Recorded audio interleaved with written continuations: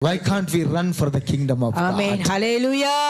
దాని కొరకు నువ్వు పరిగెత్తక నా దేవుని వైపు నువ్వు ఎందుకు When we read the scriptures, my 6th chapter, my dear brother and sister, ప్రేమనేటువంటి దేవుని బిడ్డ యొక్క ఆ అధ్యాయాన్ని మనం చదివిన he says, I'm feeding the birds, ఆమేన్. నిజంగానంటూ నేను ఆకాశ పక్షులను I'm పోషించట్లేదు, feeding the animals. నేను జంతువులను పోషించట్లేదు. They never sow, they never reap. ఆమె నిజంగా అవి కోయవు విత్తవు కాదు, Hallelujah.